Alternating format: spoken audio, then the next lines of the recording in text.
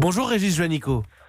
Et bonjour Mathieu Béliard. Des mondiaux d'athlétisme baroque, comme j'ai pu le lire dans le journal du dimanche, expression appropriée, la chaleur étouffante de Doha qui met les athlètes en danger, le manque de public aussi, peu d'enthousiasme et des absurdités. On en a parlé beaucoup, les stades climatisés mais ouverts, les horaires de compétition en nocturne, parce qu'à minuit, il fait que 30 degrés. Régis Juanico, vous avez été profondément choqué et vous appelez les footballeurs français à un boycott de la Coupe du Monde en 2022. Oui, parce qu'au-delà des performances sportives, il y a eu des très bonnes performances sportives à Doha, il y a eu des concours formidables, même si l'équipe de France, elle, n'a pas brillé. La question, c'est aujourd'hui, est-ce qu'on peut accepter au XXIe siècle qu'un grand événement sportif international comme les mondiaux d'athlétisme puisse se dérouler au mépris du respect de toutes les règles élémentaires, notamment des droits de l'homme et aussi du respect de l'environnement. Et la question, je pense aujourd'hui, ce qui était toléré dans le passé par un certain nombre de nos concitoyens, aujourd'hui ne l'est plus, et en particulier le fait qu'un pays comme le Qatar, parce qu'il est riche, très riche, peut se payer, peut acheter en fait des grands championnats. On le sait notamment sur les pratiques de corruption. Régis Juanico, vous parlez de mépris des droits de l'homme, des règles éthiques, sociales, écologiques. Vous avez utilisé le mot, vous accusez le Qatar de corruption des fédérations sportives, très clairement.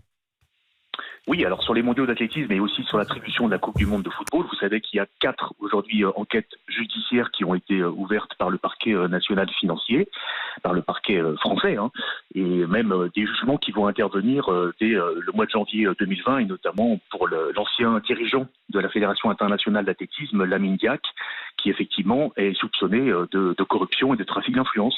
Oui. Sauf que Régis Juanico, ça ne s'est jamais vu, vous le savez bien, le boycott. Je peux penser par exemple à la Coupe du Monde en Argentine où on avait demandé aux footballeurs de ne pas s'y rendre. Ça ne se fait pas, les footballeurs ne peuvent pas et d'ailleurs ils prennent un risque énorme s'ils politisent leur déplacement. D'accord, mais la question c'est comment on lance le débat aujourd'hui sur les modalités d'attribution des grands événements sportifs internationaux.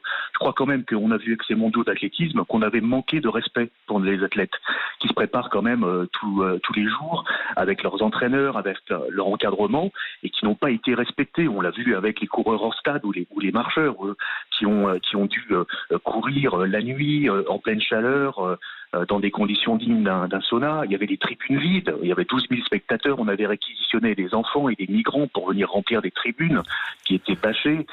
Kevin Mayer l'a dit, le décathlon la première journée de décathlon qu'il a faite s'est faite dans un horaire extrêmement réduit. Donc d'abord, il y a un manque de respect des athlètes. On nous prend pour des cons, on nous prend pour des cobayes, disait le marcheur Johan Diniz. Oui, tout à fait, exactement. Et donc ça, c'est insupportable. D'abord, qu'un pays organisateur manque à ce point de respect pour les athlètes.